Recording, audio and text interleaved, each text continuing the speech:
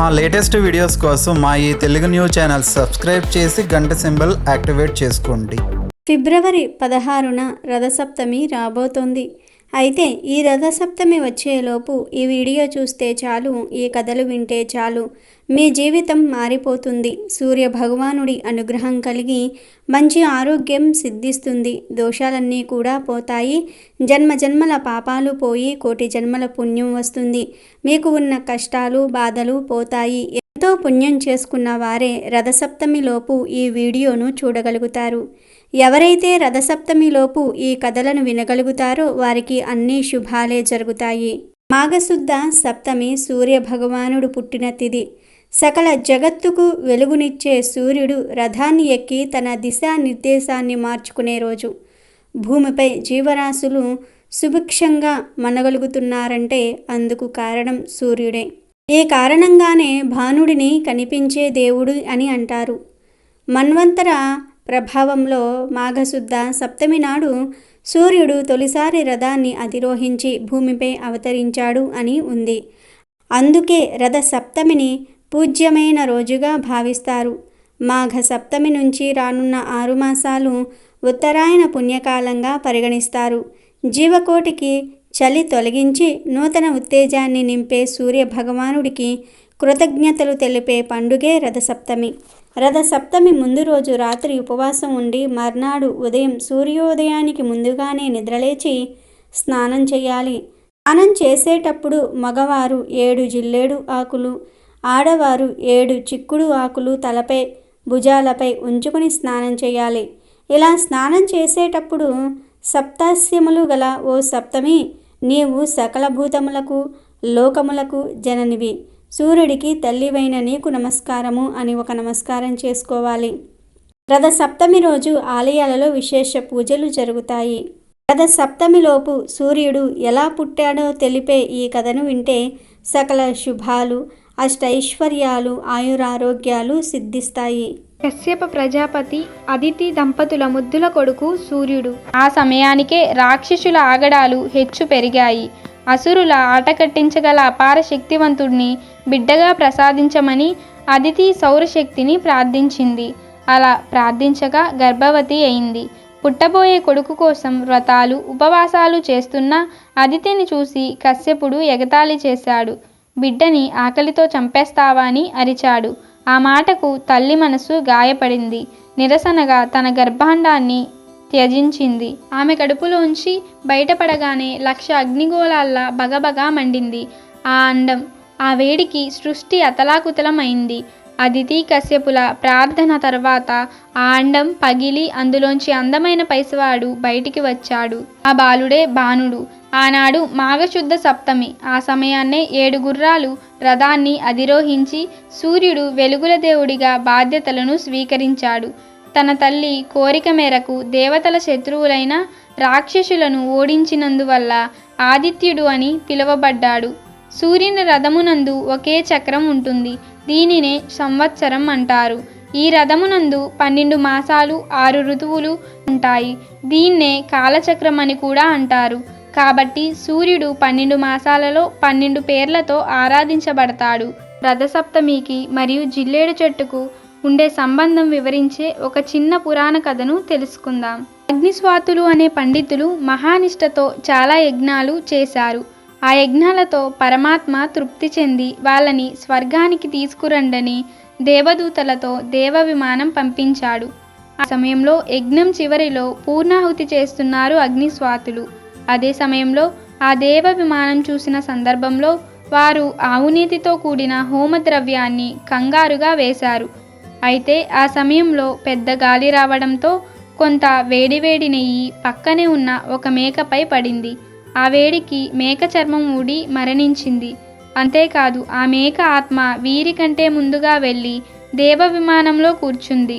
అలా ఉండిపోయిన మేక చర్మం పక్కనే ఉన్న చెట్టుపై పడింది. అప్పటి నుండి ఆ చెట్టు మూలతత్వం మారిపోయి మెత్తటి ఆకులను ధరించిన జిల్లేడు చెట్టుగా మారిపోయింది. అలా జిల్లేడు ఆకు యజ్ఞం అంతం సమయంలో అగ్వతారలు ధరించడంతో పరమ పవిత్రమైంది. అందుకే జిల్లేడు ఆకును ముట్టుకుంటే మేక చర్మంలా మెత్తగా ఉంటుంది. ఇక జరిగిన దానికి అగ్నిస్వాతులు బాధపడ్డారు. అప్పుడు అదే సమయంలో ఆకాశవాణి ఇలా పలికింది, మీరు దుఃఖించాల్సిన పని లేదు. మీరు చేసిన యజ్ఞఫలం ఆ మేకకు కూడా దక్కి ఎంతో దుర్లభమైన స్వర్గప్రాప్తి కలిగింది. ఇక ఈ జిల్లేడు చెట్టు మేక చర్మస్పర్శతో పవిత్రమై అర్కవృక్షంగా అనగా పూజింపదగినదిగా మారిందని పలికింది. ఆ మాటలు విని అగ్నిస్వాతులు ఎంతో సంతోషించారు. ఇది జరిగింది మాఘశుద్ధ సప్తమి తిథి రోజు. అందుకే రథసప్తమి రోజు నెత్తిమీద జిల్లేడు ఆకు పెట్టుకొని సూర్యుడి ప్రీతి కోసం స్నానం చేసేవారికి యజ్ఞఫలం లభిస్తుంది. అంతేకాదు 7 జన్మలలో ఎలాంటి పాపాలు అయినా పోతాయి. అలాంటి వారు స్వర్గలోకంలో శాశ్వత ఆనందాన్ని పొందుతారు. అంతేకాదు ఈరోజు ఇలా స్నానం చేస్తే రోగాలు, శోకాలు, అన్ని రకాల ఇబ్బందులు కూడా తొలగిపోతాయి. పూర్వం పరమేశ్వరుడు సూర్యుని పిలిచి ఈ విధంగా చెప్పాడు, సూర్యదేవ, నువ్వు వెంటనే పవిత్రమైన కాశీనగరానికి వెళ్ళు. అక్కడ ఉన్న రాజు దివోదాసుడు పరమధార్మికుడు. నేను కాశీనగరంలో ఉండాలనుకుంటున్నాను. అది దివోదాసు అధర్మంగా నడుచుకున్నప్పుడే సాధ్యమవుతుంది. ఇందుకై నేను ఎంతోమంది దేవతలను, ఋషులను కాశీనగరానికి పంపాను. వాళ్ళంతా కలిసినప్పటికీ దివోదాసు ధర్మాచరణలో చిన్న మెత్తులోపం కనుక్కోలేకపోయారు. వారి ప్రయత్నాలు నిష్ప్రయోజనం కావడంతో అందరూ తిరిగి వచ్చారు. సూర్య, ఈ సమస్త భూమండలంలోని ప్రాణుల గురించి నీకు బాగా తెలుసు. అందుకే నిన్ను లోకచక్షువు అన్నారు. నా సంకల్ప సిద్ధి కోసం నువ్వు కాశీనగరానికి వెళ్ళు. దివోదాసుని అధర్మపరునిగా చెయ్యి. కానీ ఆయనను అవమానపరచవద్దు. ఎందుకంటే మంచివారిని అవమానపరిస్తే మనలను పాపాలు చుట్టుకుంటాయి అని శివుడు సూర్యుడితో చెప్పాడు. పరమేశ్వరుని ఆజ్ఞను శిరసావహించిన ఆదిత్యుడు శివుడికి నమస్కరించి కాశీనగరానికి వెళ్ళాడు. ఆ నగరంలో ఎంతగా గాలించినప్పటికీ సూర్యుడికి అధర్మవర్తనులు ఎంతమాత్రం కనిపించలేదు. అతను అనేక రూపాలను ధరించాడు. అక్కడి ప్రజలను తప్పుద్రోవ పట్టించేందుకై రకరకాల ప్రయత్నాలను చేశాడు. అయినప్పటికీ ప్రజలు ధర్మ మార్గాన్ని వదలట్లేదు. చెప్పాలంటే ఈ లోకంలో స్త్రీ పురుషులకు తలంచినంత మాత్రంలోనే అనేక సౌకర్యాలు కలగవచ్చు. కానీ కాశీక్షేత్రంలో నివాసము మాత్రం అంత సులభంగా ప్రాప్తించదు. ఇలా కాశీక్షేత్ర ధార్మిక ప్రభావంతో సూర్యుని మనస్సు కూడా కాశీ నివాసానికై ఆరాటపడసాగింది. ఆదిత్యుడు ఆ విధంగా కాశీవాస లోలుడు కావడం వల్ల లోలార్కుడు అనే పేరుతో ప్రసిద్ధమై శివుడు చెప్పిన పనిని మరిచి కాశీనగరానికి దక్షిణ దిశలో ఉన్న వరుణ అసీ సంగమ ప్రదేశానికి సమీపంలో స్థితుడయ్యాడు. సప్తమి తిథిలో రవియోగంలో ఆ స్వామిని దర్శించుకున్నవారు సమస్త పాపముల నుండి బయటపడతారని ప్రతీతి. ఆదివారం నాడు లోలార్కుని దర్శించుకున్న వారికి ఎటువంటి దుఃఖాలు దరిచేరవు. నరసింహ పురాణంలోని తప్పక వినాల్సిన కథను తెలుసుకుందాం. లక్ష్మీ నరసింహ పురాణం ప్రకారం సూత మహామునిని భరద్వాజ మహర్షి సూర్యుని పుత్రులైన అశ్విని దేవతల గురించి వివరించమని అడగగా సూత మహాముని ఇలా చెప్పడం ప్రారంభించాడు. భరద్వాజ, అదితి మరియు కశ్యపులు పుణ్య దంపతులు. వారి సంతానమే ఆదిత్యుడు. అతనే సూర్యభగవానుడు. సూర్యభగవానుని కాంతికి కటిక చీకట్లో అయినా తొలగాల్సిందే. అంతటి ప్రచండ తేజస్సు కలవాడు సూర్యుడు. సూర్యభగవానుడికి విశ్వకర్మ సంధ్య అనే పేరు గల అందమైన కూతుర్లు ఇచ్చి వివాహం చేశాడు. సంధ్య సూర్యభగవానునితో కాపురం చేస్తుంది. కానీ ఆనందంగా ఉండలేకపోతుంది. ఎందుకంటే సూర్యుని వేడి భరించలేకపోతుంది. ఇలా కొన్ని రోజులు కాపురం చేసి ఇక ఆ వేడి భరించలేక పుట్టింటికి వెళ్ళి వస్తాను అని చెప్పి వెళ్ళిపోయింది. అనుకోకుండా వచ్చిన కూతుర్ని చూసి ఎలా ఉంది నీ కాపురం అని లాలిస్తున్నట్లుగా అడిగాడు విశ్వకర్మ. దానికి కన్య కన్నీళ్లు పెట్టుకొని, తండ్రి, నా భర్త అయినటువంటి సూర్యుని వేడి భరించలేకపోతున్నాను. ఏ రోజుకు ఆ రోజు ప్రాణాలకు భయపడి ఇక భరించలేక భయపడి ఇక్కడికి వచ్చాను అని, అందుకు సంతోషించు అని చిరాకుగా చెబుతుంది. దానికి విశ్వకర్మ, సంధ్య, చికాకు పడకు. బుద్ధివంతురాలైన భార్య భర్త దగ్గర ఉండటమే మంచిది. ఆడవారి ఇంట్లోనే స్వర్గమైన నరకమైన కష్టాలు సుఖాలు అనుభవించడమే కాపురం తల్లి. ఏది ఎలా ఉన్నా సతికి పతిసేవయే పరమధర్మం. కాబట్టి వెంటనే ఆయన యొద్దకు వెళ్ళు. నేను త్వరలో వచ్చి ఆయన ప్రతాపాన్ని కొంత తగ్గిస్తాను అని నచ్చ చెప్పి అల్లుడి దగ్గరకు పంపుతారు. ఆ విధంగా సంధ్య సూర్యుని తాపాన్ని భరిస్తూ సంసారం జరుపుతూ ఉంది. కొంతకాలానికి వైవస్తుడు, యముడు, యమి అనే 3 పిల్లలు కలిగారు. అప్పటికే సంసారాన్ని మరియు భర్త తాపాన్ని భరించలేక ఇక నా వల్ల కాదు, మా నాన్న వస్తాను అని ఇంకా రాలేదు అని తన శక్తితో అచ్చం తనలాగే ఉండే ఒక స్త్రీని సృష్టించింది. ఆమెకు ఛాయ అనే పేరు పెట్టింది. ఆమెతో సంధ్య ఇలా అంది, నీవు ఆయనకు అనుకూలంగా సంసార జీవితం జరుపుతూ ఉండు. ఈ రహస్యం ఎవ్వరికీ చెప్పకు. పిల్లలు జాగ్రత్త. ఈ క్షణం నుండి నా 3 పిల్లలకు నీవే తల్లివి అని హెచ్చరిస్తుంది. అలా చెప్పిన తరువాత ఎవ్వరికీ చెప్పకుండా పుట్టింటికి వెళ్ళిపోతుంది. విశ్వకర్మ సవ్య ఇంటికి రావడం చూసి, మళ్ళీ వచ్చావా? నీ భర్తతో చెప్పే వచ్చావా అని కోపంగా అడిగాడు. చెప్పలేదు తండ్రి, ఆ సూర్యుని తాపం భరించడం ఇక నా వల్ల కాదు. వస్తాను, వేడి తగ్గిస్తాను అని బలవంతంగా పంపావు. అలా ఉండి 3 పిల్లల్ని కన్నాను. ఇక ఉండలేక వచ్చాను. ఇంకా చెప్పడం కూడానా అని సంధ్య చికాకుగా జవాబు చెప్పింది. దానికి విశ్వకర్మ, నా మాటను అర్థం చేసుకోక తొందరపడి భర్తను వదిలేసి వచ్చావు. రేపు నీ భర్త వచ్చి అడిగితే నేనేం సమాధానం చెప్పాలి? ఇలాంటి తగాదా రాకుండా వెంటనే నీ పతి దగ్గరకు వెళ్ళు. నీ వెనకాలే నేను వస్తాను. వెంటనే వెళ్ళు అని తొందర పెట్టాడు. సంధ్య కోపంతో లేచి వెంటనే బయటకు వచ్చింది. కొంచెంసేపు ఆలోచించి తిన్నగా ఉత్తర కురుదేశం వెళ్ళి ఆడగుర్రంగా మారిపోయి భర్తను ధ్యానించుకుంటూ జీవితం గడపసాగింది. విశ్వకర్మ తన కూతురు భర్త దగ్గరికే వెళ్ళింది అని ఊరుకున్నాడు. ఇక సూర్యుడు ఛాయను సంధ్యలాగే భావించాడు. రూపురేఖలు మొత్తం అచ్చం సంధ్యలాగే ఉండడంతో అనుమానం రాక ఛాయతో కూడా సంసారం సాగించాడు. ఆ విధంగా సూర్యునికి ఛాయకు మనువు, శనిశ్చరుడు, తపతి అనే 3 పిల్లలు పుట్టారు. మొత్తం 6 పిల్లలు పెరిగి పెద్దవారు అవుతున్నారు. క్రమంగా ఛాయ తన పిల్లలపై మమకారం పెంచుకొని సంధ్య సంతతిని పోషించడంలో తేడా చూపించసాగింది. ఒకరోజు సంధ్యాదేవి కుమారుడైన యముడు, కూతురైన యమి తండ్రి సూర్యునితో, ఈమె ఎవరో కానీ మా అమ్మ కాదు. ఆ 3 చూసినట్లు మమ్మల్ని చూడకుండా చికాకు పడుతుంది అని చెప్పారు. దానికి సూర్యుడు ఛాయతో, పిల్లలందరినీ ఒకే భావంతో చూడాలి. పెద్దవాళ్ళను సరిగ్గా చూడకుండా ఉన్నావట, ఇది తల్లి చేయవలసిన పని కాదని మందలించాడు. సూర్యుడు మందలించినా ఆమెలో ఏ మార్పు రాలేదు. పిల్లల పోషణ విషయంలో వ్యత్యాసం చూపించసాగింది. ఒకరోజు యముడు, యమి రెచ్చిపోయి ఛాయపై గట్టిగా గర్జించి అరిచారు. దానికి ఛాయ, నన్ను మీరు గద్దిస్తారా? దానికి మీకు శిక్ష ఇదేనని, యముణ్ణి నువ్వు ప్రేతరాజువి అవుతావని, యమిని యమున పేరుతో నదివి అవుతావని శపించింది. ఆ శాపాలు తెలుసుకున్న సూర్యుడు కోపంతో ఛాయతో ఇలా అంటాడు, నిజం చెప్పు, నీవు నిజంగా నా సంధ్యవేనా? సంతానం ఎంతటి కష్టాలు పెట్టినా తల్లి తన సంతానం ఉన్నత స్థితిలో ఉండాలనే కోరుకుంటుంది. తల్లి ఎప్పటికీ తన సంతానాన్ని శపించదు. కాబట్టి నీవు నా సంధ్యవు కావు అని కోపంతో ఛాయాపుత్రులైన శనిని, నువ్వు మందవాడివై దూరదృష్టి గల పాపగ్రహం అయిపోతావని, తపతిని నీవు తపతి అనే నదిగా అవుతావుగాక అని శపిస్తాడు. ఇక సూర్యుడు శాంతించి తన ధ్యాన మహిమ వల్ల ఇదంతా సంధ్య ఆడిన నాటకమని తెలుసుకొని కురుదేశంలో గుర్రంగా తిరుగుతున్న తన భార్య సంధ్య దగ్గరకు వెళ్ళి తాను కూడా గుర్రంగా మారి అక్కడ వారిద్దరి కలయిక వల్ల వారికి కవలలు పుట్టారు. వారే అశ్విని దేవతలు. ఇదంతా తెలుసుకున్న బ్రహ్మ అక్కడకు వెళ్ళి ఆ అశ్విని కుమారులైన సూర్యుని కుమారులకు దివ్యశక్తులను, దేవతలలో ముఖ్య స్థానాన్ని, యజ్ఞభాగాన్ని ఇచ్చి వెళ్ళిపోయాడు. ఇక అశ్విని దేవతలు స్వర్గానికి వెళ్ళిపోయారు.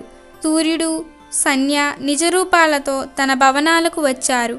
కొంతకాలం తరువాత సంధ్య తండ్రి వచ్చి సూర్యుని స్తుతించి ప్రసన్నుణ్ణి చేసుకొని ఒక దివ్య చక్రంలో ఉంచి 3 సార్లు తిప్పాడు.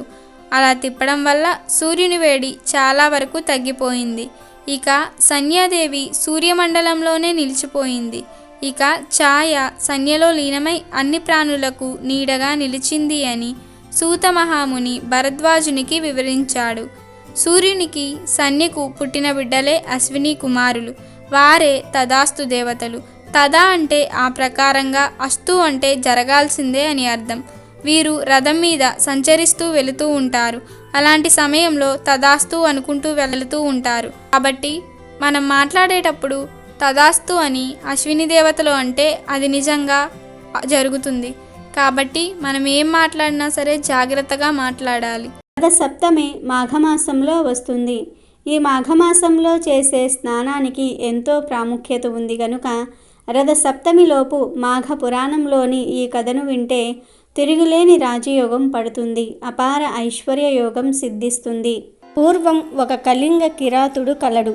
అతడు ఆ ప్రాంతమున సంపద కలవాడు, పరివారము కలవాడు. ఆయుధములను ధరించి పరివారముతో ఒకనాడు వేటాడుటకు అడవికి వెళ్ళెను. అనేక మృగములను వేటాడెను. అతడు మృగములను వెతుకుచూ అడవిలో తిరుగుచూ ఉండగా ఒక విప్రుణ్ణి చూసెను. ఆ బ్రాహ్మణుడు నర్మదా నది స్నానం చేయవలెనదిగా బయలుదేరెను. మార్గ మధ్యలో ఆయాసముచే ఒక మర్రి చెట్టు నీడలో విశ్రమించి మరలా ప్రయాణము చేయదలచెను. కిరాతుడతన్ని చూసి వాని వద్దనున్న వస్త్రములు, ధనము మున్నగు వానిని అపహరింపవలయనని తలచెను. తన వారితో వచ్చి ఈ బ్రాహ్మణులను వద్దనున్న అన్నిటినీ కూడా బలవంతముగా తీసుకొనెను. ఓయి, నీవు దాచిన ధనము ఇమ్ము, లేనిచో నిన్ను చంపుదను. కిరాతకుడు బ్రాహ్మణ్ణి బెదిరించెను. విప్రుడు, నేను దరిద్రుడను, నా వద్ద ధనమేమీ లేదని సమాధానము చెప్పెను. వాని మాటలకు కోపించిన కిరాతుడు ఆ బ్రాహ్మణ్ణి ఖడ్గముతో నరికివేసెను. అలా ఆ కిరాతుడు అచటి మార్గమున ప్రయాణించి వారిని చంపి వారి నగలను ధనమును దోచుకుంటూ ఉండెను. అతడు క్రమముగా అరణ్య మార్గమునే కాక పట్టణ మార్గమున ప్రయాణించి వారిని కూడా దోచుకుని చంపుతూ ఉండెను. వానికి ధనమును సంపాదించాలి అనే కోరిక విపరీతముగా పెరిగిపోతూ ఉండెను. ఇట్టి కిరాతకునకు బంగారు నగలను చెయ్యువాడొకడు మిత్రుడుగా ఉండెను. అతడు కూడా కిరాతకుడి వలె క్రూరుడు, వంచనాపరుడు. బంగారపు నగలను చెయ్యుచు దానిలోని బంగారము హరించెడివాడు. కిరాతుడు బాటసారుల నుండి దోచుకున్న నగలను అమ్ముమని స్వర్ణహార మిత్రునికి ఇచ్చేవాడు. అతడు నగలమ్మి అందులో కొంత ధనమును తీసుకుని మిగిలిన ధనమును కిరాతకుడికి ఇచ్చెను.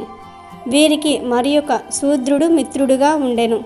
వాని తల్లిను అట్టిదే. భర్త మరణించిన పిమ్మట ఆమె మరింత స్వేచ్ఛ వర్తనురాలయ్యను. ఆ విధముగా ఆ కుటుంబమున కుమారుడు, తల్లి ఇద్దరునూ కూడా కాముకులు, స్వేచ్ఛావర్తనులుగా నుండిరి. వాని తల్లి చీకటిలో కామాంతరై తన విటుడు వచ్చు చోటుకి పోయెను. చీకటిగా నున్న ఆ ఇంటికి ఆమె వద్దకు రావాల్సిన విటుడు రాలేదు. అతడు వచ్చునని ఆమె వానికై వేచి ఉండెను. అచుటకు ఆమె కుమారుడు వ్యభిచారిణి కాముకురాలైనటువంటి తన ఇష్టురాలైన స్త్రీ కొరకు వచ్చెను. చీకటిలో నున్న తల్లి తాను కోరిన ఆమె అనుకునెను. వాని తల్లియు ఆ చీకటిలో వచ్చినది తాను కోరుకున్న వటుడే అనుకునెను. ఈ విధముగా తల్లియు కుమారుడును ఆ చీకటిలో ఒకరినొకరు ఎరుగక తమకు కావలసిన వారే అనుకునిరి. ఫలితముగా వారిద్దరును ఆ చీకటిలో కలిసిరి. సమాగమమైన తరువాత వారిద్దరును ఒకరినొకరు గుర్తించిరి. వాని తల్లి విచారపడెను. కొంతకాలమునకు మరణించి నరకమును చేరి శిక్షలను అనుభవించెను. కుమారుడు మాత్రము నిర్భయముగా నుండెను. పరస్త్రీ వ్యామోహముచే అతడు తన సంపదనంతయు కూడా పోగొట్టుకునెను. నిర్ధనుడై కిరాతుని చేరి వానికి స్నేహితుడయ్యను. కిరాతుడు బ్రాహ్మణుని ధనముకై చంపినవాడు, సువర్ణకారుడు, నమ్మి ఇచ్చిన నగలలో బంగారమును దొంగిలించువాడు, శూద్రుడు, తల్లితో వ్యభిచరించినవాడు. ఈ ముగ్గురిని బ్రాహ్మణ మిత్రుడొకడు కలడు. అతడు వారితో కలిసి వారితో పాటు పాప కార్యములను చేయుచూ ఉండెను. బ్రాహ్మణుడొకటచేవాడు పురోహిత్యమును కూడా చేయుచూ ఉండెను. వీరి కలయికతో పంచమహాపాపములు ఒక్క చోట చేరినట్లు అయ్యెను. బ్రహ్మజ్ఞానిని చంపినవాడు, కళ్ళు త్రాగుచూ ఉన్నవాడు, క్రూరుడు, బంగారము నపహరించినవాడు, గురుపత్నితో రమించినవాడు, వీరైదుగురును పంచమహాపాతకులు. బ్రాహ్మణుడు కిరాతకుడు పంపగా గ్రామాంతరమునకు పోయెను. అతడు ఆ గ్రామమున శూద్రుడైన బ్రాహ్మణునొకరిని చూసెను. ఆ బ్రాహ్మణుని పేరు వీరవ్రతుడు. అతడు రుద్రాక్షమాలను ధరించెను. లేడి చర్మము, దర్భములు చేతబట్టి ఉండెను. గోవింద నామములు పలుకుచు తీర్థయాత్రలు చేయువాడు. కిరాత మిత్రుడైన బ్రాహ్మణుడు వారికి నమస్కరించెను. బ్రాహ్మణ్యమును కోల్పోయి దీనుడై ఉన్న వానిని చూసి, నీవెవరవు, ఎక్కడికి పోవుచున్నావని అడిగెను. అతడు, నేను బ్రాహ్మణుడను, కిరాతుని వద్ద పనిచేయువాడునని పలికెను. అప్పుడు వీరవ్రతుడు ధ్యానమగ్నుడై ఉండి కనులు తెరిచి ఇట్లనెను, ఓయి, నీవు చేసిన సమస్త పాపములను చెప్పెదను వినుము. నీ యజమాని బ్రహ్మహత్య మునగు పాపములను చేసినవాడు, హింసాపరుడు, వానికి బంగారమును దొంగిలించినవాడు మిత్రుడు, వారికొక శూద్రుడు మిత్రుడు, తల్లితో రమించినవాడు. ఇట్లు పంచమహాపాపములను చేసిన వారితో తిరిగి నీ బ్రహ్మ తేజమును కోల్పోతివి. పాపాత్ములతో మాటలాడినను, వారిని చూచినను, తాకినను వాడును వారి వలె కూడా పాపాత్ముడు అగును. అట్టి వారితో మాట్లాడక తప్పనిసరి అయినను దర్భను చేతబట్టి మాట్లాడవలెను. అట్టు చేసిన పాపముండదు. నీ వంటి పాపాత్మల సాంగత్యముచే బ్రాహ్మణత్వమును పోగొట్టుకొని పాపివైతివి. నీతో మాట్లాడరాదు. బ్రహ్మహత్య చేసినవాడు, మద్యపానము చేసినవాడు, గురుతల్ప గమనం చేసినవాడు, బంగారమును దొంగిలించినవాడు, వీరితో స్నేహము చేసినవాడు, వీరెదుగురు పాపులే. ఇట్టి వారికెంత దూరముగానున్నా అంత మంచిది అని వీరవ్రతుడు నిస్సంకులునితో అనగా బ్రాహ్మణునితో పలికి మిన్ననుగుంచెను. నిస్సంకులుడు వీరవ్రతుని మాటలను విని భయపడెను. జ్ఞాని, నన్ను దయతో రక్షింపుము. నాకీ భయంకర పాపము నుండి విముక్తి ఎట్లు కలుగును? సర్వపాపహరణ క్షమమైన పాయశ్చిత్తమును తెలుపుమని వీరవ్రతుణ్ణి ప్రార్థించెను. వాని మాటలను విని దయాళులైన వీరవ్రతుడు ప్రాయశ్చిత్తమును ఇట్లు చెప్పెను. నిత్యము నీవు చేసిన పాపములను చెప్పుచు తీర్థయాత్రలను 12 సంవత్సరముల పాటు చెయ్యము. ప్రతి ఇంటను బిచ్చమెత్తుకొని ఆ బిచ్చమును తినుము. ప్రతి మాఘమాసమున ప్రయాగ క్షేత్రమున ప్రాతకాల స్నానము చేసి మాధవుని దర్శింపుము. ప్రయాగ స్మరణనే ముక్తి కలుగును. మాఘ స్నానము చేసినచో వచ్చు పుణ్యమును చెప్పజాలను. ఎంతటి పాపాత్ముడైనను మాఘమాసమున ప్రయాగలో స్నానము చేసినచో వాని పాపములు పోవును. కావున 12 సంవత్సరములు పూర్తిగా గాని సంవత్సరము పాటు గాని ప్రయాగ మాఘస్నానమును ఆచరింపుము. ఆవు తినగా మిగిలిన బియ్యమును వండుకుని తినుము. ఈ ప్రకారముగా 1 మాసము చేయుము అని అనెను. నిశ్చలుడు అట్లేనని అంగీకరించెను. తన మిత్రులైన కిరాతకులకు కూడా ప్రాయశ్చిత్తమును చెప్పమని కోరుకొనెను. వీరవ్రతుడు వాని మాటలకు సంతోషించి, నీకు చెప్పిన ప్రాయశ్చిత్తమే వారిని కూడా ఆచరింపమని చెప్పెను. నిస్సంకులుడు వీరవ్రతునికి నమస్కరించి 12 సంవత్సరాల ప్రాయశ్చిత్తమును చేసుకున్న తర్వాత నాకు ధర్మమును ఉపదేశించమని అడిగెను. ఆ ధర్మమునప్పుడు చెప్పెదను పొమ్మని వీరవ్రతుడు నిశ్చలుడితో పలికెను. నిశ్చలంకుడు కళింగ కిరాతకుడు మిగిలిన వారి వద్దకు పోయి వీరవ్రతుడు చెప్పిన మాటలను వారికి చెప్పెను. వారును నిశ్శంకులుని మాటలను విని భయమును ప్రాయశ్చిత్తమును పొందిరి. వారు వేరువేరుగా తీర్థయాత్రలు చేయదలిచి ప్రయాణమయ్యిరి. వీరవ్రతుడు చెప్పినట్లుగా భిక్ష భోజనము, మాఘ స్నానము చేసి పాప విముక్తులయ్యిరి. నిశ్శంకులుడు వ్రతమును పాటించుచు తీర్థయాత్రలు చేయుచు కాశీనగరము చేరి కొంతకాలముండి తర్వాత ప్రయాగకు పోయి మాఘమాస వ్రతము ఆచరించెను. అన్ని తీర్థముల స్నానము, ప్రయాగ స్నానము నిశ్చలుడు వీరవ్రతుడు చెప్పినట్లు 12 సంవత్సరములు ప్రాయశ్చిత్తమును ఆచరించెను. ఆ తర్వాత నిశ్శంకులుడు పాప విముక్తుడై వీరవ్రతుని వెతుక్కుంటూ నైమిని అర్షమునకు పోయి వీరవ్రతునికి నమస్కరించి ఇట్లు పలికెను. వీరవ్రతుడు తనకు నమస్కరించిన నిశ్చలుని లేవనెత్తెను. ప్రేమతో కుశలము అడిగెను. 2 గడియలు ఆలోచించి ఇట్లనెను, ఓయి, నీ పాపమంతయు కూడా పోయినది. ప్రయాగ స్నానముచే దుష్ట సాంగత్య జనిత దోషములు కూడా పోయినవి. నీవిప్పుడు బ్రహ్మ తేజస్సుతో ఉన్నావు. మంత్ర పూతమగు జలముతో 3 దినములు స్నానము చేయుతును. నిరాహారముగా నీవి 3 దినములు ఉండును. అప్పుడు నీవు మరింత పవిత్రుడు కాగలవు. నిస్సంకులునిచే మంత్రజలమున స్నానము 3 దినములు చేయించెను. నిస్సంకులుడు వీరవ్రతుడు చెప్పినట్లు నిరాహారుడై ఉండెను. వీరవ్రతుడు నిశ్శంకులుడుకు ఇట్లు ఉపదేశించెను, ఓయి, నిరంతరము సంతోషముగా ఉండు. వేద మార్గమును అతిక్రమించకు. శాస్త్రం అనుసరించి కార్యములను ఆచరించు. వివాహము చేసుకొని గృహస్థ ధర్మమును ఆచరింపుము.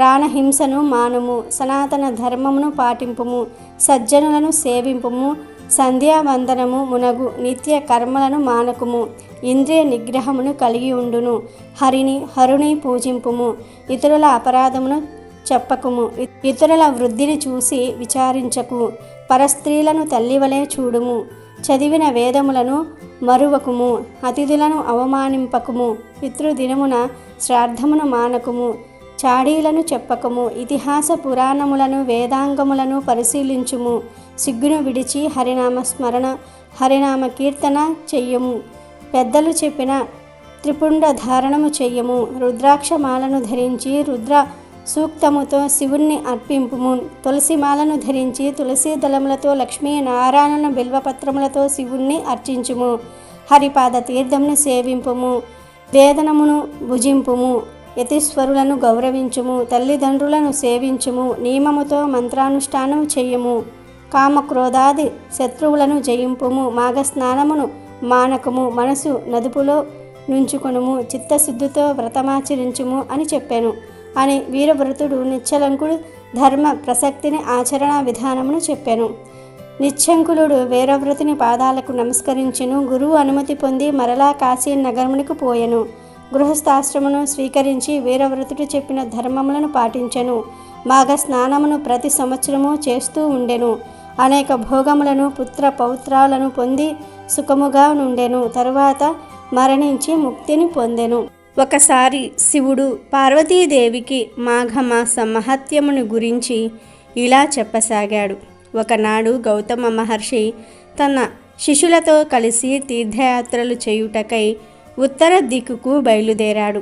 వారు అనేక పుణ్య నదులలో స్నానములు చేయుచు ప్రసిద్ధ క్షేత్రములను దర్శించుచు మార్గము ముందున ముని పొంగవులతో ఇష్టాగోష్ఠులు జరిపించుకొనుచూ ఉన్నారు. అప్పటికి మాఘమాసము ప్రవేశించుట వలన కృష్ణానదిలో స్నానము చేయవలసినదిగా ఆ ప్రాంతమునకు వచ్చి విడిది చేసిరి. గౌతమ ముని తన శిష్యునితో కలిసి కృష్ణానదిలో సూర్యోదయ సమయంలో స్నానం చేసి తీరమున ఉన్న ఒక రావి చెట్టు వద్దకు వచ్చి శ్లోకాన్ని ఈ విధంగా చదివాడు. మూలతో బ్రహ్మ రూపాయ మధ్యతో విష్ణు రూపిణే అగ్రయే శివ రూపాయ వృక్షరాజయతే నమః అని రావి చెట్టుకు నమస్కరించి ఆ చెట్టు మొదట ఆసీనులై శ్రీహరిని విధి యుక్తముగా పూజించిరి. ఆ తరువాత శిష్యులందరికీ కూడా మాఘమాస ప్రభావమును వివరించారు.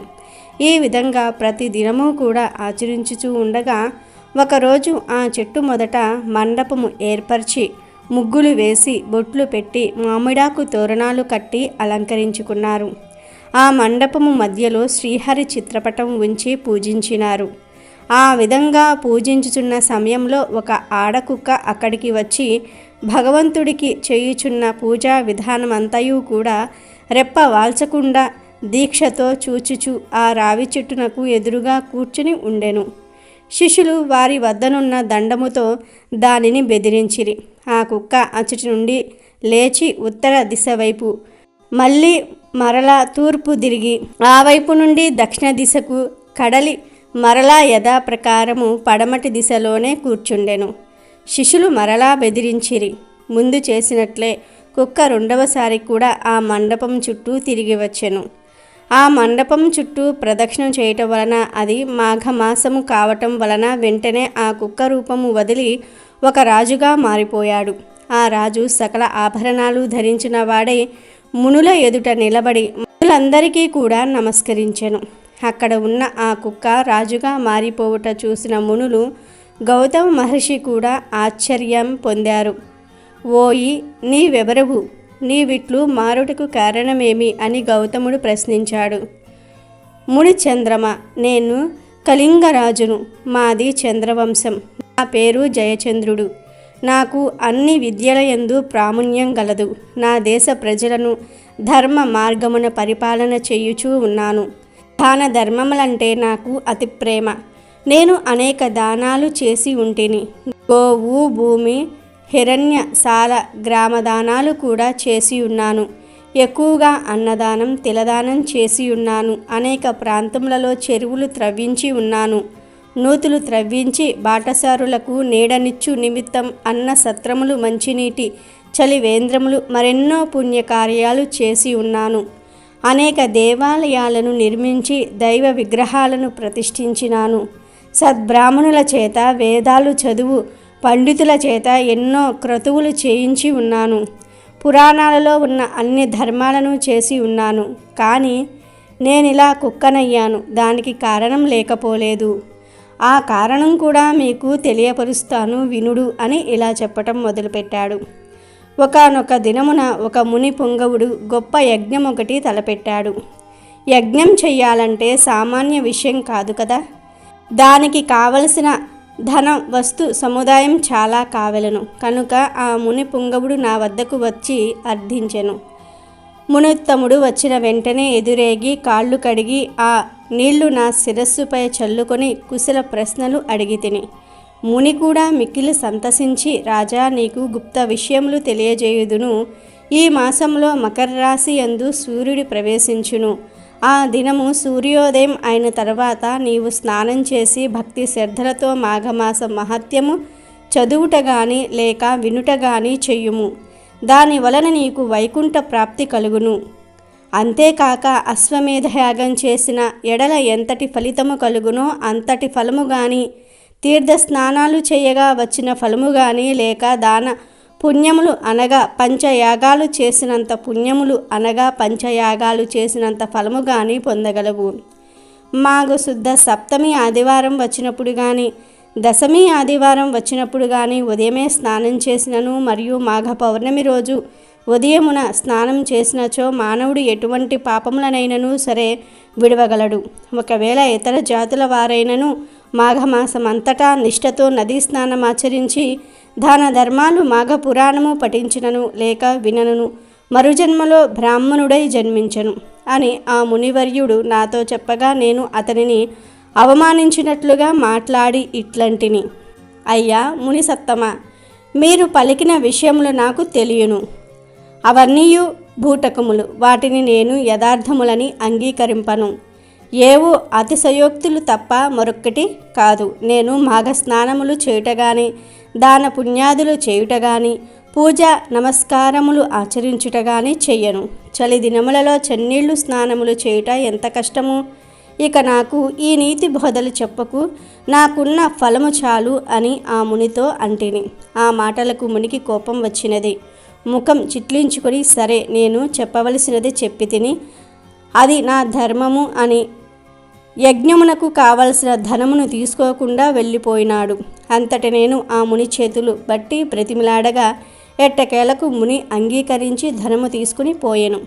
ఆ విధంగా నేను కొంతకాలము రాజ్యమేలి ప్రాణములు విడిచి తిని, తర్వాత నాకు కుక్క జన్మయే వచ్చినది. నా పాప ఫలమేమో గాని కుక్కగా 7 జన్మలు బాధపడి తిని. ఇప్పుడు మీరు చెయ్యి పూజా స్థలము చుట్టూ 3 పర్యాయములు ప్రదక్షిణలు చేసి తిని గనుక నా పూర్వజన్మ నాకు కలిగినది. దైవ యోగమును ఎవ్వరూ తప్పించలేరు కదా. ఇటులా కుక్క జన్మతో ఉండగా మరలా నాకు పూర్వజన్మ ఎటుల సంక్రమించినదో వివరింపండి అని వేడుకున్నాడు. ఆ రాజు చెప్పిన మాటలకు ఆ ముని ఆశ్చర్యపడి, మాఘమాసమును నీవు చులకనగా చూచుట వలన ఎంతటి విపత్తు కలిగినదో తెలుసుకున్నావా? అనుభవమే చెప్తున్నది కదా నీకు. నీ వద్దకు వచ్చిన ముని సత్తముడు, ఉత్తముడు. అతడు పలికిన విషయములన్నీ కూడా యథార్థములే. నీవి కుక్కవై ఎటుల పవిత్రుడైతవో ఆ వృత్తాంతమును వివరిస్తాను విను. సావధానుడవై ఆలకింపుము. నేను నా శిష్యులతో ఈ మాఘమాసమంతయు కూడా కృష్ణవేణి తీరమందు ఉన్న కృష్ణానదిలో మాఘస్నానం ఆచరించుచు స్నానములు జపములు చేసి తిరిగి మరొక పుణ్యనదికి పోదామని వచ్చి ఉంటిమి.